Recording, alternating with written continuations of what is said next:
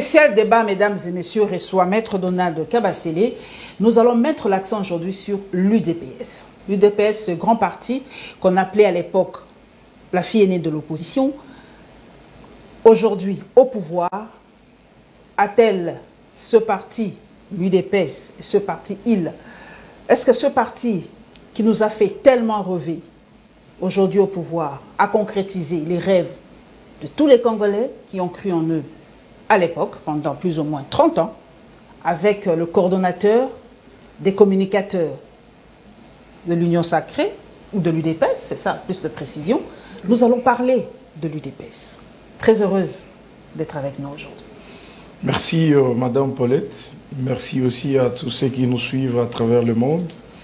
Je dois certainement me libérer d'un devoir, c'est celui de vous dire merci pour cette invitation dans ce grand plateau. Donc nous serons là justement pour un échange vraiment très cordial et que la vérité éclate. Parce que voilà, beaucoup de Congolais, à travers eux, je poserai leurs propres questions. Maître Donald, remontons en 1982 avec les pères fondateurs de l'UDPS.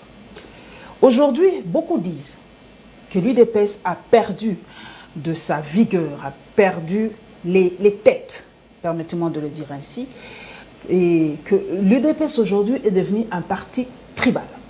Parce qu'à l'époque, les grands noms qui formaient l'UDPS représentaient géographiquement la République démocratique du Congo. Il y avait Mwakiem pour l'espace Congo, il y avait Liaou pour l'espace Ngala, il y avait Kibasa pour l'espace Katonga dans Swahiliphone et Etienne Tshisekedi pour l'espace Lubaphone. Aujourd'hui, est-ce que c'est la même impression? Est-ce que c'est la RDC qui se retrouve aujourd'hui à la tête de l'UDPS? Merci Madame Paulette pour la question. Tout de suite, je vais vous dire que l'UDPS reste et demeure un parti national. D'ailleurs, c'est un parti qui a fait ses preuves même au-delà de nos frontières. C'est toujours la même architecture, vous allez vous en rendre compte tout de suite, parce que de tous les secrétaires généraux, vous avez cité le vieux Mwakem, vous comprendrez qu'il y avait des Moubaké, vous comprendrez qu'il y avait des Mavungu, vous comprenez qu'il y avait des Chabani, vous comprenez tout ça, donc vous vous rendez compte qu'il n'y avait pas de complaisance, même après. Effectivement, je n'aime pas surtout le débat qui mène à parler, par exemple, tribu, tout ça, parce que déjà au commencement, les 13 parlementaires n'étaient pas du Kassai. Mais est-ce qu'ils ont fini les combats qu'ils ont commencés? Non. Qui a fini les combats qu'ils ont commencés? C'est Etienne Tshisekedi. Certainement, il a une province. Il appartient à un espace géographique déterminé. Mais est-ce qu'il a été complaisant? Pas du tout. Pour Etienne, un secrétaire général de l'UDPS, il ne doit pas être du même espace que lui.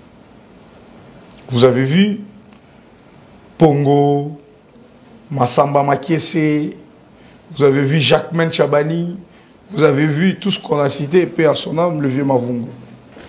Même le récent secrétaire général, la dernière signature du président Etienne Tshisekedi, d'heureuse mémoire, Kabunda Jamark.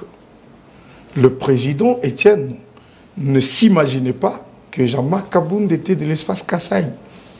Il l'a nommé comme quelqu'un de l'espace Swahiliphone. Donc vous voyez que nos cadres étaient en mesure de tromper de leurs origines pour bénéficier de la signature du Sphinx. Vous comprenez l'ampleur que la situation avait. Bon, après on a découvert qu'il n'y avait rien de tel. C'est quelqu'un de l'espace Kassai, mais qui s'était fait passer à l'époque pour quelqu'un du Swahili et tout ça. Ben, on fait avec. Mais ça reste un parti nationaliste. Okay. C'est vrai que l'image que ça donne tout de suite, quand on voit Kabouya, comme les Congolais aiment bien les tribus, on essaie de rallier tout ça. Donc, c'est certainement ça, peut-être qu'ils essayent de faire voir ou de faire croire à première vue qu'il s'agit d'une affaire de tribus. Ça n'a rien de tel. Parce que vous irez à l'Équateur, au Congo profond. vous irez à Kisangani, vous irez à Goma, vous irez au Maniema, vous irez au Katanga, vous irez à Sankourou, vous irez partout, vous trouverez que l'UDPS restera un parti le plus implanté qui n'a pas besoin du tribalisme pour exister. Donc pour dire que ce n'est pas une question de tribu, l'UDPS c'est une affaire nationale. Aujourd'hui, beaucoup des combattants se plaignent, nous les suivons sur les réseaux sociaux, qu'eux ont combattu, ils étaient dans la rue, ils étaient arrêtés, ils ont subi des tortures. Et qu'aujourd'hui, qu'il y a du pain sur la planche, ça c'est peut-être pas l'expression, mais qu'aujourd'hui, quand tout est là, vous avez le pouvoir, ils ont l'impression que vous favorisez d'autres personnes et qu'eux ne se retrouvent pas. Vous êtes une des bouches autorisées de l'UDPS aujourd'hui, officiellement. Que diriez-vous à ces gens-là? Doivent-ils espérer? Doivent-ils toujours croire en l'UDPS? Ou doivent-ils toujours continuer à combattre, à être, comme disent les mauvaises langues, sous les arbres? Non, être sous les arbres, ça n'a jamais été d'insulte pour nous, les combattants de l'UDPS.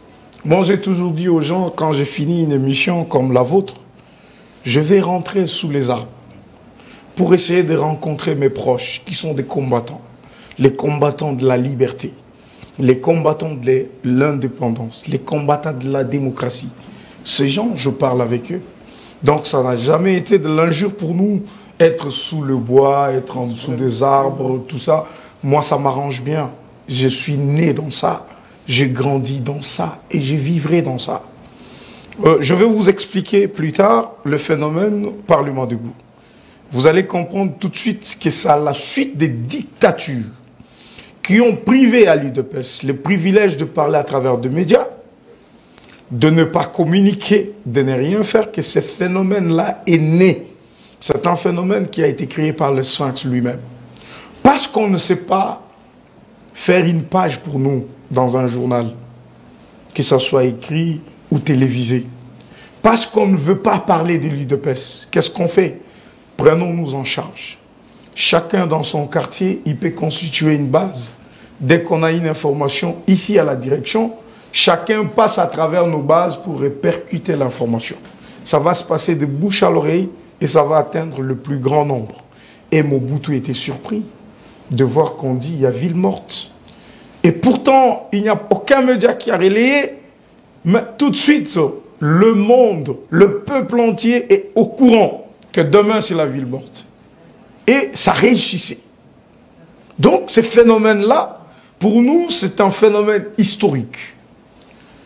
Ça reste dans le panthéon, je vais dire, de tous les acquis dans la lutte de la démocratie pour l'UDPS. Donc ça veut dire que c'est des symboles qui ne seront jamais bannis.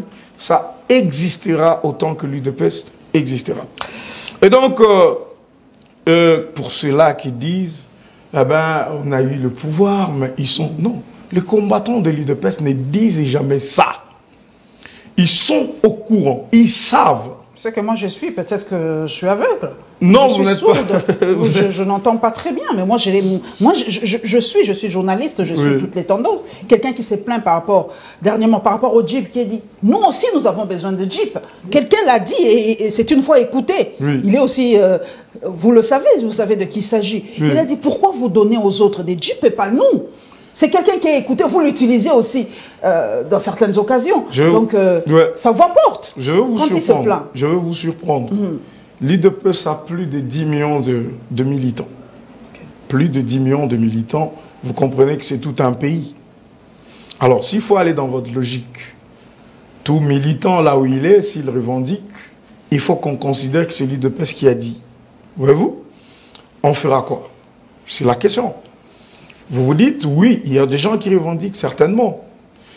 À l'UDPS, il y a des canaux par lesquels le message est communiqué, par lesquels l'expression se fait. Nous avons des congrès qu'on organise, nous avons des réunions qui s'organisent de la manière où c'est organisé. Il y a tout ça. Vous ne trouverez pas un membre de l'UDPS dire que nous sommes contre ce que les autres font parce que c'est nous qui devrions être là. Pas du tout. Mais c'est vrai, les combats de l'UDPS, Madame Kimuntu, c'est un combat qui est plein d'histoire. Nous avons de veuves. Parce que seulement son mari avait cru au combat de l'UDPS, il a attrapé la mort. Il y a des orphelins. Ses parents sont partis dans la lutte, ils sont restés. Il y a de blessés. Il y a de perclusses de pieds, il y a tout ça. Chacun revendique le combat de son côté. Et c'est légitime. Et nous, ça ne nous fait aucun mal. Nous les acceptons comme tels. Mais ils savent que nous ne nous sommes pas battus seulement pour nous. Pour nous, l'UDPS. Non. Nous nous sommes battus pour un peuple. Et ce peuple dans lequel nous nous identifions, c'est la République démocratique du Congo. Donc les combattants de l'UDPS savent que la lutte que nous avons menée est pour que ce pays s'améliore. Parce que quand on a 10 millions de militants, ça veut dire que c'est tout un pays. Il ne faut pas vouloir qu'il y ait une classe qui va s'améliorer au détriment de l'autre. Donc il faut que le Congo en entier change pour que nous aussi on sente notre changement. Est-ce que pour ça il faut faire attendre les autres? Oui. On n'aura pas 1000 ministres qui ne seront que de l'UDPS. Si on en a 30, ça veut dire que l'UDPS peut en avoir 10. Vous comprenez que ce n'est pas 10 millions de personnes qui vont se partager ce poste. Ce n'est pas seulement en politique, Donald Kabasele. Je peux vous amener Donald. Oui. Ce n'est pas seulement dans la politique. Il faut créer les cadres, parce que le président nous a dit qu'il va créer des millionnaires. Ce n'est pas seulement dans la politique. Mais aujourd'hui, est-ce que... ça ira peut-être quand on va parler des bilans. Mais c'est ça, c'est pas seulement être en politique, Donald Kabasele. Je comprends. Aujourd'hui, y a-t-il un cadre où on peut créer des entreprises pour placer tous ces gens-là, ou tout le monde, ou tout Congolais? C'est le travail. Ça. Vous avez raison. C'est le travail de fond que le président de la République est en train de mener avec son gouvernement. On n'a pas besoin de trouver des excuses, Madame Kimuntu, pour dire, nous sommes arrivés tout de suite. Il y a tout ce qu'il y a eu, parce que ne nous leurrons pas. Le pays, à la limite, n'était pas gouverné. Parce qu'un pays comme la RDC, à l'état où nous l'avons trouvé, c'est un chiffon. Un chiffon, je vous dis. C'est-à-dire, vous trouvez un pays en lambeaux que vous devriez relever. Le défi était d'abord de deux ordres. D'un côté, vous avez ceux qui se battent pour le pouvoir. Ça veut dire qu'ils sont partis, mais refusent de partir. Donc, ils sont partis, ils ont laissé la présidence de la République, mais ils ont le Parlement, ils ont le gouvernement, ils ont les cours et tribunaux, ils ont tout. Ils résistent au changement que vous voulez apporter tout de suite. Vous avez vu, je ne vous informe rien, vous êtes un journaliste d'investigation, est-ce que ça vous arrangeait de voir qu'une présidente de l'Assemblée nationale pouvait répondre au président en public, lui dire qu'il ne maîtrise rien ou il ne fait rien? Est-ce que ça vous arrangeait de voir qu'un président du Sénat pouvait tenir langue avec le président de la République, tenir tête, au point que ça paraisse comme un conflit? Ça n'arrangeait aucun Congolais. Il fallait se défaire de ça. C'est une grande lutte. On ne peut pas peut-être le comprendre maintenant, mais c'était un combat. Il fallait se défaire. Alors certainement... S'il vous plaît, c'est vrai, vous vous êtes défait de ça aujourd'hui. Oui. Mais quand on regarde aujourd'hui, soyons réalistes, la composition de l'Union sacrée aujourd'hui, ces grandes têtes sont de retour. J'ai même vu je me permets de le citer, M. Moukia, qui a montré une photo pour dire, mais où est Kabouya? Où est Kabound? Mais où est Kabasele? Où est... C'est les mêmes têtes. Oui. On a vu tel. Je ne peux pas les citer tous. Mais aujourd'hui, est-ce que vous avez gagné ou vous avez reculé? Parce que les mêmes têtes qui étaient avec Kabila jusqu'à la fin, les mauvaises langues dites d'ailleurs, ce sont des corbillards qui accompagnent les autres jusqu'au cimetière et retour. Ce sont les mêmes que vous, aujourd'hui, travaillez avec. Est-ce que c'est... Vous avez gagné quoi dans tout ça? Autant avoir le même tête, mais qui se donne au changement. Vous en êtes sûr? Qu'avoir les anciennes têtes qui résistaient au changement. Je vais vous expliquer. On ne créait pas un nouveau Congo quand Félix devenait président. Ça veut dire qu'on ne tuait pas des Congolais qui existaient pour en créer d'autres. Les systèmes étaient tels que, Madame Kimontou, vous avez des députés que Félix ne pouvait pas changer parce qu'il devenait président. Ça veut dire qu'il ne créait pas un nouveau parlement. Il a voulu résister aux élections des sénateurs et des gouverneurs. Vous vous rappelez? Il avait même demandé qu'on puisse surseoir à cette histoire-là. Pourquoi? Parce que le feu de corruption était décrié de partout. Mais c'était une machine constitutionnelle qu'il ne pouvait pas arrêter. Ça veut dire que devant un fait accompli, tout est fait.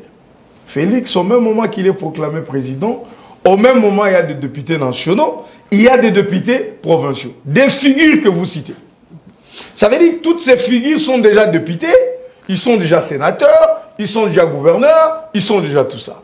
Qu'est-ce qui l'empêchait, par exemple, de dissoudre l'Assemblée nationale? Non, écoutez. Parce que c'est dans ses prérogatives. Pour dissoudre, il y avait un conflit, non, vous l'avez dit, avec je vais vous dire un truc. Pourquoi il n'a pas dissous? Dissoudre l'Assemblée nationale, ça veut dire qu'il faut trouver 500 millions de dollars ou plus pour réorganiser ces élections. Vous avez ces gens-là qui s'étaient amassés de miettes. Même quand vous refaites les élections, vous n'allez pas demander aux électeurs de ne pas les choisir ou de choisir seulement des gens que vous allez mettre. Donc ces gens ont une puissance, ils ont l'argent, ils ont tout ça.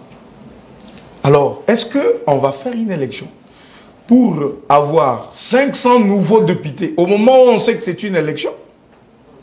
Gaspiller 500 millions de dollars pour attendre qu'en 2023 on refasse la même chose? Non, les choix étaient clairs. Il fallait économiser parce que nous avons des projets à travers lesquels on peut financer. Ça veut dire quoi? On se dit, ouf, on y est. Avec toute la scène telle que dessinée tout à l'heure, on fait avec. Il faut y aller. Alors, on se donne un nouveau principe. Alors, faisons comprendre aux amis que ce n'est pas le fait de figure. Quand on voit Mme Kimontou parce qu'elle était hier, elle est aujourd'hui, non. Mais est-ce qu'on peut changer notre mentalité pour faire les choses autrement? N'oubliez pas que nous sommes des Congolais, Mme Kimontou. Vous ne serez pas contente de voir que dans la lutte politique, on sait qu'il y a des acteurs. Vous n'aimerez pas qu'on dise, bon, ça c'est Moïse, il avait travaillé avec Kabila, maintenant, bon, Moïse, mets-toi de côté. Pas du tout. Tout celui qui peut aider son pays à aller de l'avant, Félix a dit, je me fais accompagner de tous ces Congolais-là. Donc il fallait marcher avec eux.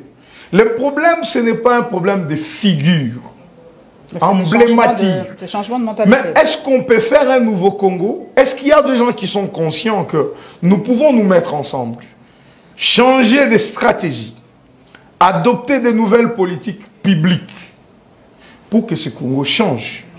Voilà pourquoi il a créé l'Union sacrée. Ok.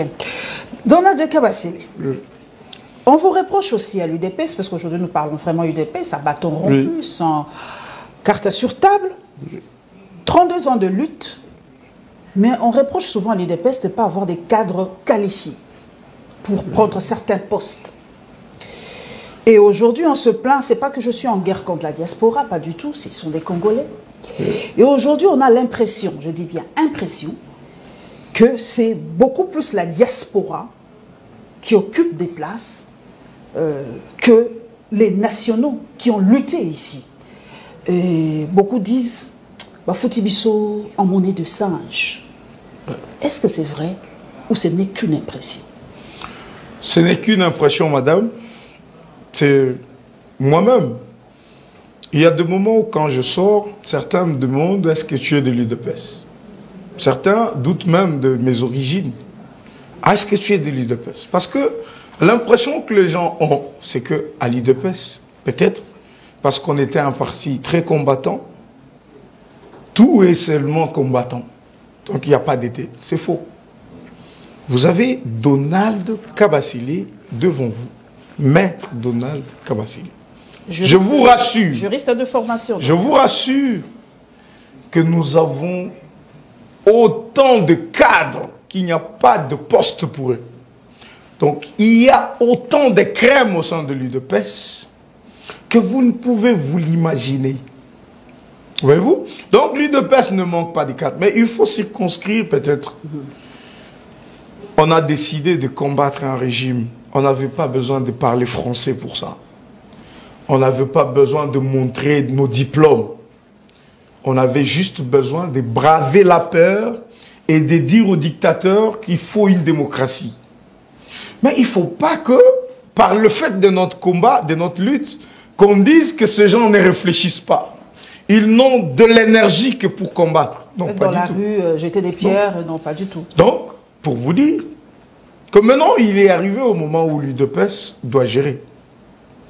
Vous ne me direz pas que Peter Kazedi n'est pas intellectuel, il n'est pas cadre. Vous ne me direz pas que Jacques Men ne connaît rien. Vous ne direz pas que le prof Chilumbu ne connaît rien.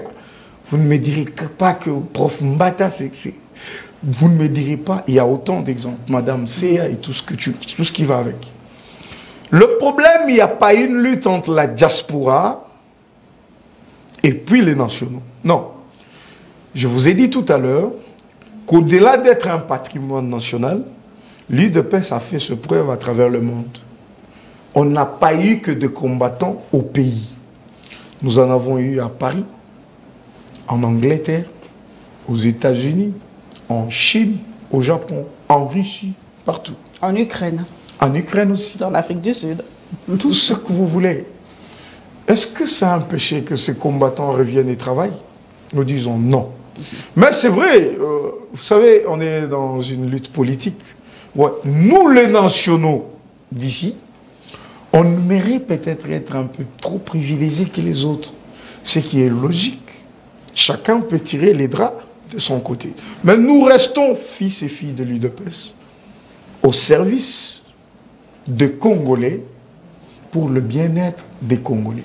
Mais c'est vrai qu'on va conseiller aux amis, certains se distinguent par des méthodes peu recommandables, voyez-vous, par un peu de... Par des comportements... des ailes, il y a trop de bagarres à la présidence, disons-le comme ça. Des comportements que nous récusons. Nous récusons. Vous savez le bien avec quand des conseillers se bagarrent, c'est l'image de l'UDPS qui est ternie et même l'image du chef de l'État. Ne tournons pas autour du pot. Nous condamnons tout ça. Et nous détournements et tout ça. Et nous disons à ces combattants qu'ils ont mal agi. Mais nous ne pouvons pas décider en lieu et place du président. Et nous, les combattants de l'UDPS, nous demandons à notre président vraiment de sanctionner pour que cette image-là ne soit pas ternie. On ne peut pas être un conseiller du président et se battre.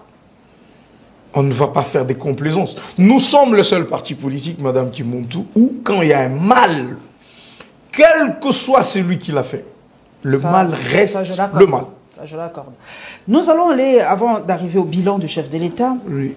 Votre association, on m'a dit de vous dire Boa Bilanda Landa. Comme les autres se sont réunis, ils ont leur association de communicateurs, oui. Et bien vous avez dit, ben ouais, voilà quoi, nous aussi nous devons, parce que il y a un certain moment, on ne savait pas qui parle au nom de l'UDPS, hein, parce que tout le monde venait se bomber les torses, je suis mais pourquoi avoir créé cette coordination aujourd'hui? Est-ce que vous avez suivi l'exemple des autres, ou c'est une façon pour vous de canaliser vos énergies pour mieux vous exprimer? Et surtout défendre le bilan du chef de l'État. Merci beaucoup. C'est ça le but. Merci pour votre question. Nous ne sommes pas dans un combat où il y a des ennemis d'un côté et des gens de l'autre côté. Il y a de bons exemples à prendre. Il y en a aussi qu'on doit abandonner tout de suite. Alors, nous ne disons pas que nous avons copié les autres. Non. Mais nous avons fait un constat que vous aussi, en tant que journaliste, vous faites. Il y a des choses que le chef fait, mais peut-être qu'ils ne sont pas bien connus ou qui sont carrément méconnus du public. Je l'ai toujours dit depuis le début. On ne connaît pas qu'est-ce qu'il a fait. Déficit communicationnel. Chacun s'improvise, il dit, moi je communique. Je suis communicateur du président de la République. Je suis communicateur de l'UDPS. Je suis communicateur de l'Union sacrée. Est-ce qu'on va évoluer comme ça? Il y a eu beaucoup d'initiatives de certains cadres de notre parti, UDPS, de certains amis avec qui nous sommes dans l'Union sacrée, pour qu'on puisse un peu coordonner, structurer, organiser cette communication-là, pour qu'elle se fasse de la plus bonne manière. Sans le faire seul, mais associer des services institutionnels qui sont connus pour ça. Donc, le ministre le porte-parole du gouvernement, Patrick Mouyaya, les directeurs de la presse présidentielle, au fin qu'il y ait une certaine coordination. De sorte que l'information qui est relayée par les institutions arrive effectivement auprès du peuple congolais. Qu'est-ce qu'on a dit? Vous voulez être en contact avec les sources officielles? Les sources officielles pour ne pas pérorer, pour ne pas suppiter, pour ne pas être dans tout. Nous dit, ok, tel passe déjà dans des médias. Il parle pour le président, il le fait bien. Tel aussi. Est-ce que, cher ami, on ne peut pas s'unir? Est-ce qu'on ne peut pas nous organiser pour que ce que nous faisons déjà individuellement, on le fasse collectivement? Et les amis ont répondu à l'appel. Vous êtes autoproclamé non, pas du tout. Sans l'aval des autres. Il y a eu un moment, il y a eu quelques temps. Non, oui, effectivement, unanimement, les amis qui ont adhéré à l'idée ont dit, quoi de plus normal? Vous nous avez quand même réunis. Ils ont trouvé qu'on a un peu de compétences, ma modestie en souffre. Ils ont décidé de me désigner comme coordonnateur des communicateurs de l'Union sacrée. D'ailleurs, un clin d'œil. Je fais un clin d'œil à tous ces amis-là qui ont pensé à moi. Mais je vous dis que c'était une élection. Ah. Ok. À main levée ou... Non, unanimement, tout le monde. C'était une sorte de plébiscite. Ah, okay. Oui, certainement, certains de nos amis, un d'ailleurs, Maître Bazin, que je salue, il n'était pas là, en fait, quand on se réunissait, il était un peu ailleurs. Bon, il avait compris des choses de sa manière, il a tweeté pour dire, il s'autoproclamait coordonnateur. Mais après, nous sommes ensemble, c'était une guerre que j'appellerais intestine, ça s'est arrangé tout de suite et puis on avance. L'idée c'est quoi? C'est de vulgariser, communiquer et dire ce que le président de la République a fait. Parler du bilan du président de la République, de ses actions, de tout ce qu'il est en train de faire pendant tous ces temps. Donc, d'ailleurs, nous restons ouverts parce que c'est là qu'ils se disent aussi communicateurs, qui pensent qu'ils peuvent nous rejoindre. Ils sont toujours le bienvenu. Nous y sommes. Le bilan. J'ai suivi le ministre des Affaires étrangères qui a dit que le président a droit, selon la Constitution, pour un deuxième mandat. Mais beaucoup disent le deuxième mandat, eh ben, c'est le bilan du premier. On va vous donner un deuxième mandat par rapport à votre premier bilan, votre premier mandat par rapport à ce que vous avez fait. Et beaucoup de Congolais disent, on ne sent pas ce que le président fait. Trop de promesses. Il a dit lui-même, il a reconnu que vous dites que je fais beaucoup trop de promesses et que je ne réalise pas. Et j'ai aujourd'hui la bouche autorisée. Ça me fait énormément plaisir parce que je l'ai toujours dit qu'il y a un déficit communicationnel. Nous prenons plan par plan. Sur le plan, par exemple, infrastructure, Donald Kabasile, qu'est-ce que le président a réalisé depuis son accession au pouvoir? Merci, madame. Vous savez, je suis très à l'aise quand je parle du bilan. Ben, faire un bilan, c'est aussi savoir qu'est-ce qu'il y avait, qu'est-ce que vous avez trouvé, c'était combien, et qu'est-ce que vous faites. Voyez-vous? Vous avez trouvé quoi, et qu'est-ce que vous faites? Sur le plan des infrastructures, aujourd'hui, avec une voiture Ketch, communément appelée Ketch ici à Kinshasa, vous pouvez partir de Mwanda jusqu'au Kasaï central, en passant par Chikapa jusqu'au Kasaï central. Cette route-là, elle est faite quand Félix sous le mandat de Félix est devenu président de la République. On va chercher les images. Hein.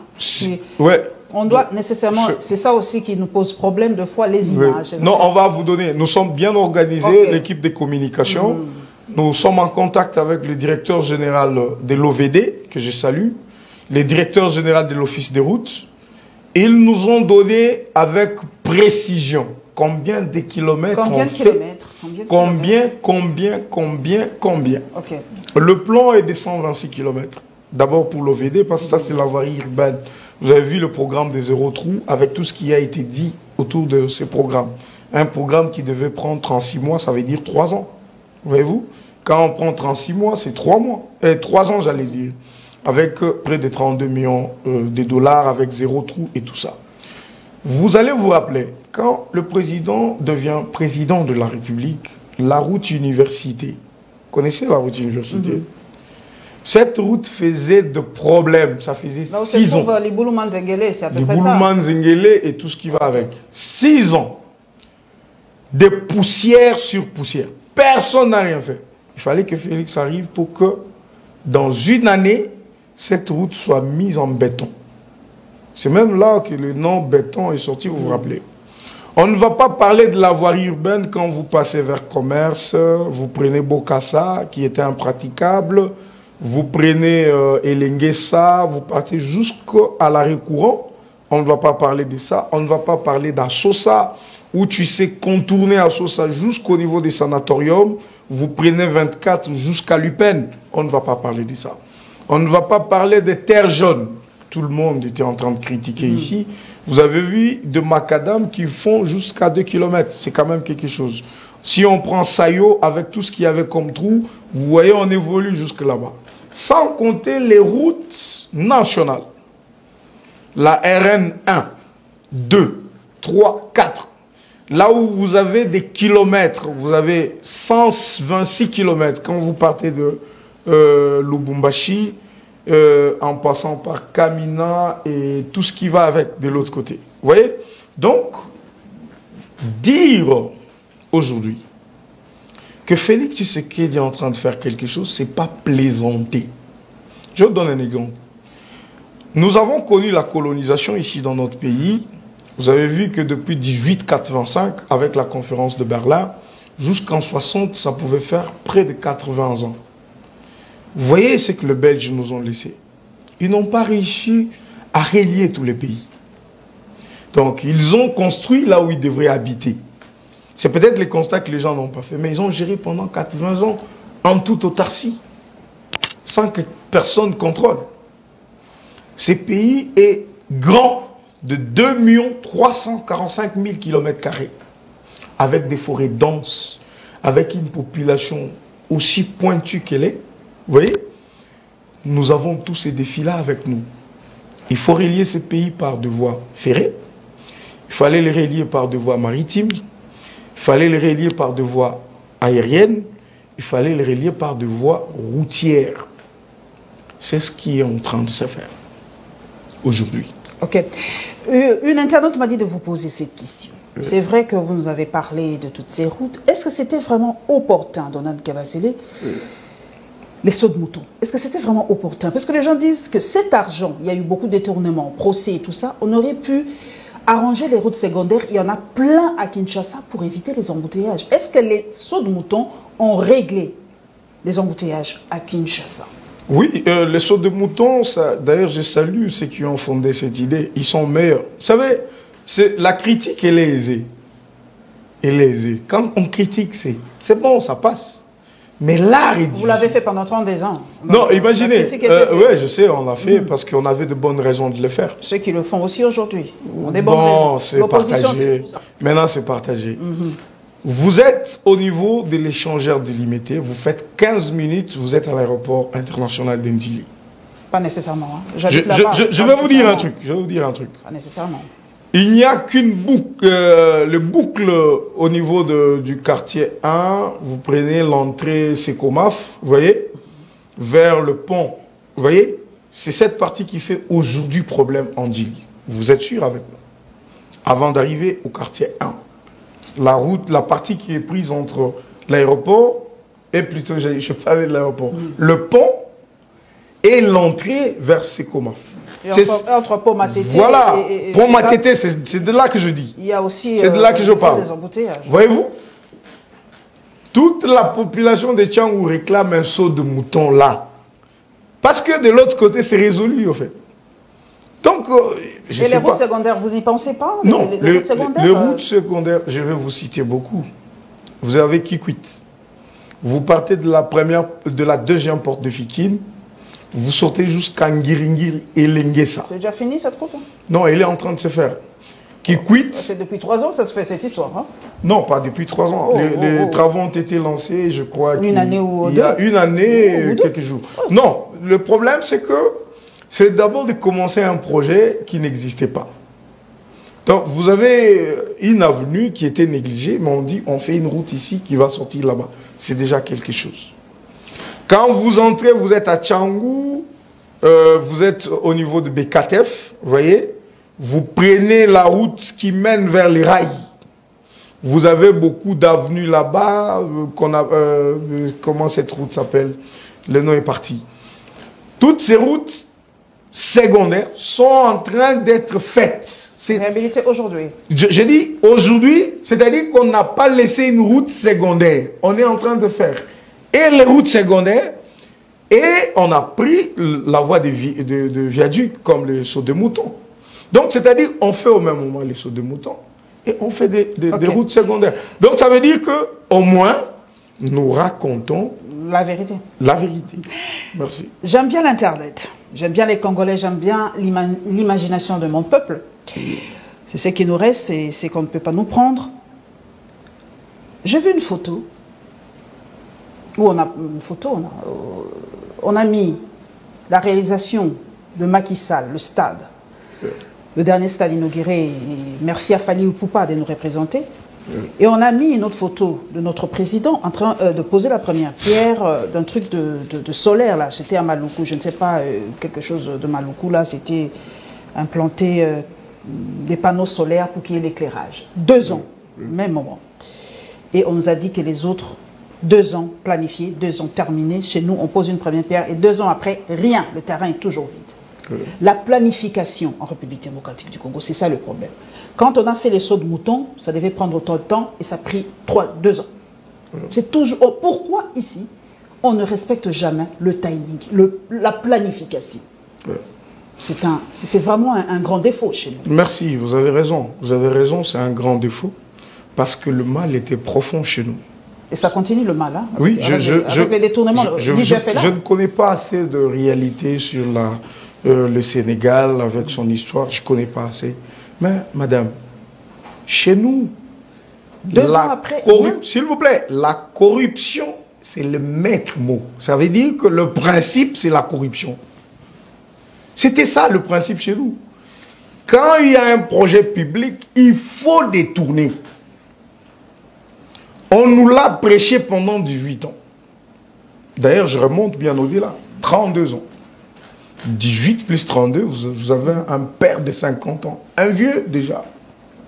Ben, en train de devenir vieux.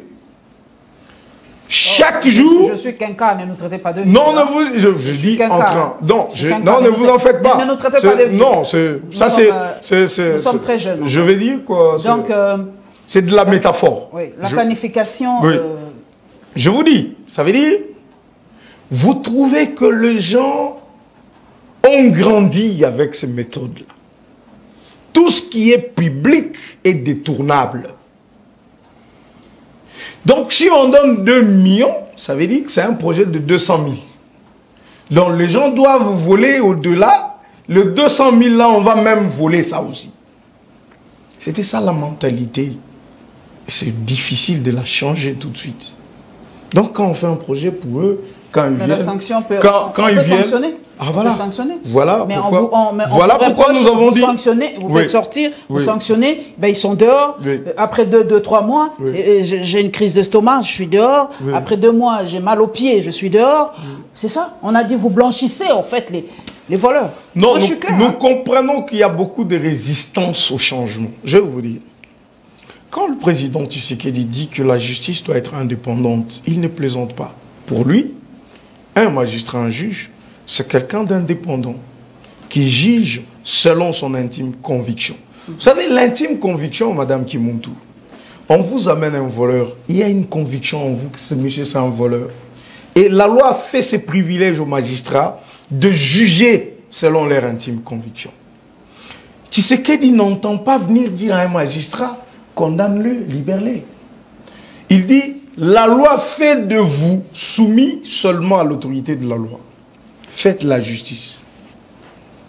Je reconnais que certains magistrats, voyez-vous, profitant de leur indépendance, reconnue par l'autorité suprême ou le magistrat suprême, peuvent soit se servir de pot de vin, de leur parenté, des raisons que seuls eux maîtrisent pour blanchir certains et crucifier les autres.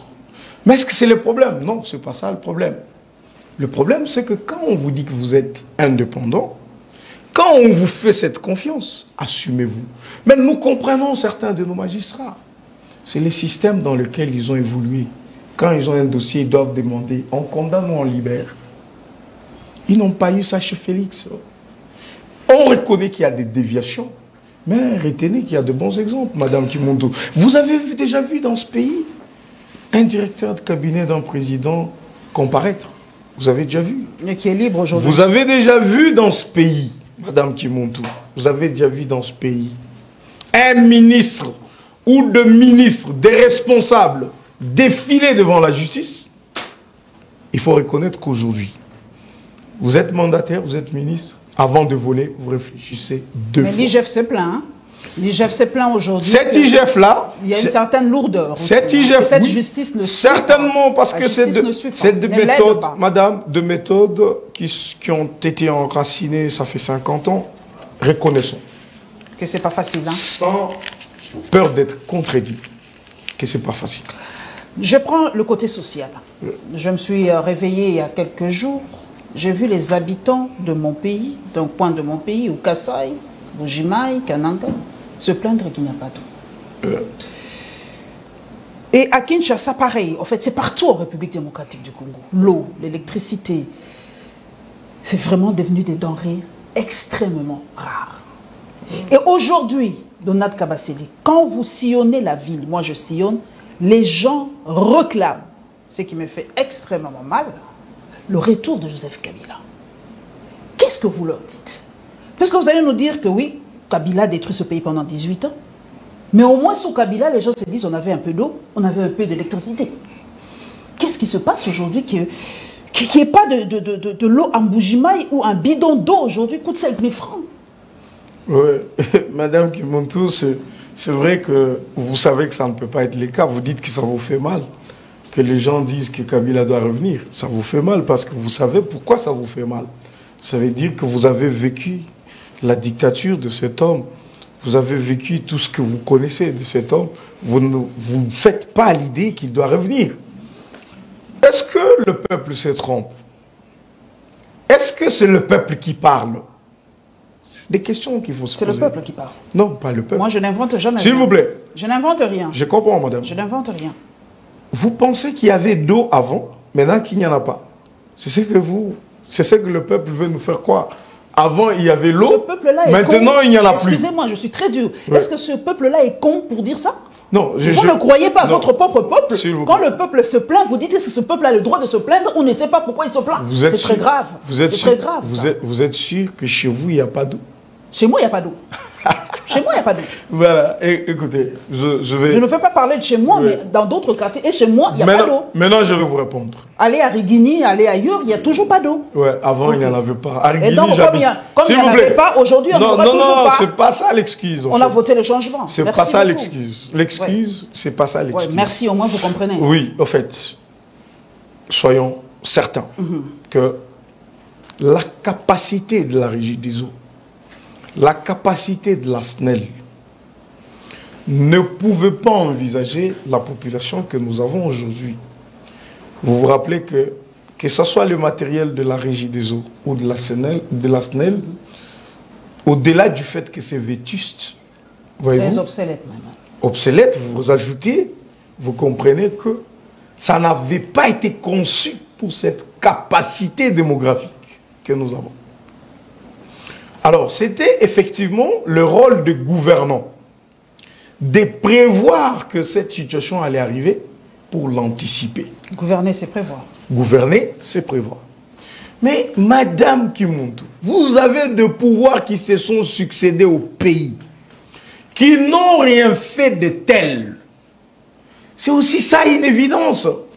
Qui n'ont rien fait de tel. C'est-à-dire, on n'a pas créé de nouvelles stations d'adduction d'eau. On n'a pas créé de shit, on n'a pas ajouté la capacité en mégawatts ou en quoi que ce soit à la SNEL ou à qui que ce soit.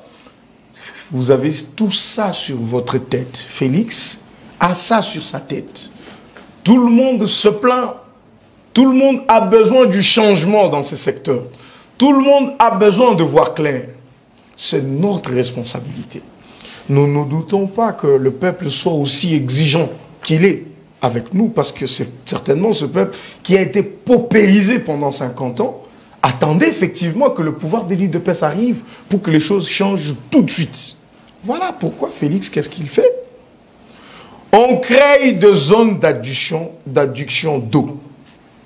Les Maïmbou, vous connaissez qu'il y a une station déjà qui est même en train d'être finie, presque prête.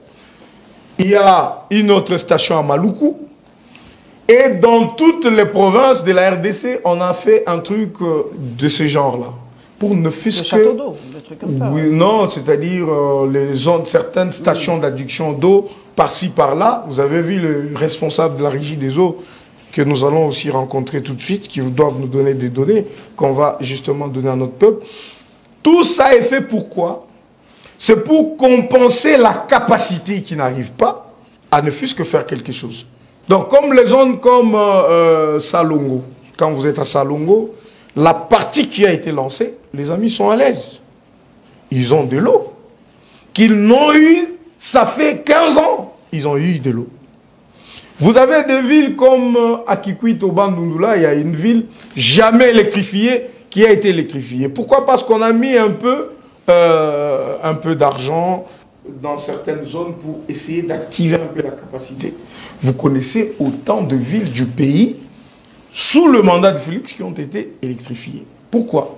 Parce qu'au moins, on a dit, tant soit peu, nous pouvons résorber cette insuffisance en créant des zones qui permettent à ce que nos Congolais se retrouvent. Mais je sais que ce n'est pas suffisant. Nous avons tellement besoin de l'eau, du courant, que nous devons faire plus que ce que nous avons fait pour que demain, vraiment, accordez-moi 5 minutes, vraiment par rapport à l'Assemblée nationale. La session de mars commence. Oui. On me dit de vous poser cette question aussi clairement que possible. Est-ce qu'un Mbosso convient vraiment à la tête de l'Assemblée nationale? Beaucoup disent aujourd'hui que c'est un chichiboy, prenons ça comme ça. C'est vraiment l'homme de Félix qui est là pour chanter pour lui, le glorifier, faire que la Chambre, que les députés de l'opposition n'aient pas le temps de s'exprimer. Il est là pour tout bloquer, tout en faveur de Félix Antoine Tshisekedi. Aujourd'hui, il y a même une pétition. Les gens veulent qu'il parte, parce que les gens disent qu'ils ne rendent pas un bon service au chef de l'État. Nous ne sommes plus sous l'époque du mouboutisme, du Djalilo. En quelques minutes, Mbosso, pour vous, est parmi ceux qui doivent rester à la tête de l'Assemblée nationale. Non. Ou on doit changer tout le bureau, Kaboun des partis. Hein. Est-ce qu'on doit changer tout le bureau? Bon, je ne sais pas s'il a déjà démissionné du poste de vice-président, je ne sais pas. Hein. Non, il n'a pas démissionné. Il n'a pas démissionné, hein? Toujours là. Écoutez, madame. Oui, 5 minutes, 5 minutes. Non, il ne faut pas dire que Mbosso doit partir ou il doit quitter. Non, pas du tout. Le vrai problème, c'est l'union sacrée. Quand le président crée une coalition aussi majoritaire qu'est l'Union sacrée, il y a confusion entre la majorité présidentielle et la majorité parlementaire. Alors, les juristes comprennent. Quand il y a cette confusion entre la majorité présidentielle et la majorité parlementaire, les gens ont toujours l'impression que, bon, monsieur, c'est un chanteur. Pas du tout. Kabila, quand il était avec Bochab, toujours vous pouvez... Non, non, je sais pourquoi je l'ai dit. Je sais pourquoi je vous l'ai dit. Kabila, quand il était avec Bochab, c'est l'impression qu'on avait. Minaku, c'est l'impression qu'on avait. Kamere, c'est l'impression qu'on avait.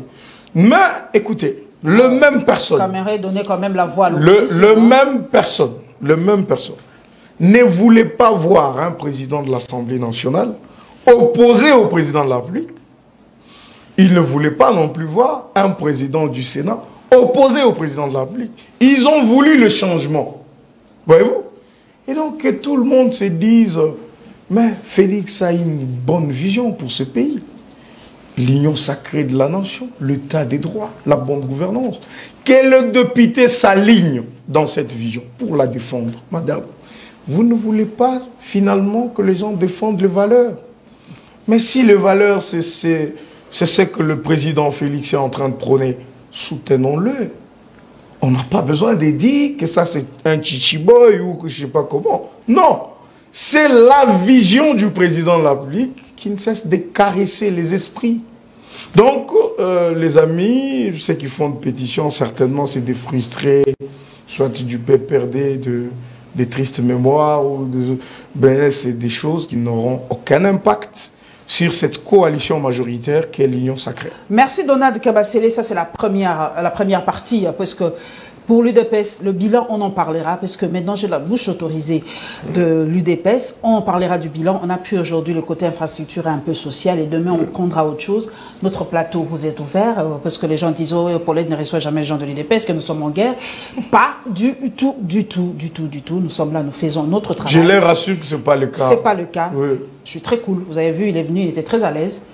Voilà, nous, on pose des questions pour que vous ayez les réponses. Voilà une communication pour le chef de l'État. C'était ce que je demandais depuis le début. Déficit communicationnel. Le président travaillait, mais on ne savait du tout ce qu'il faisait. Aujourd'hui, on va avoir la chance d'être au courant du bilan du chef de l'État. Merci, Donald. Merci, Madame Paulette. Que Dieu vous bénisse et qu'il bénisse la République démocratique du Congo.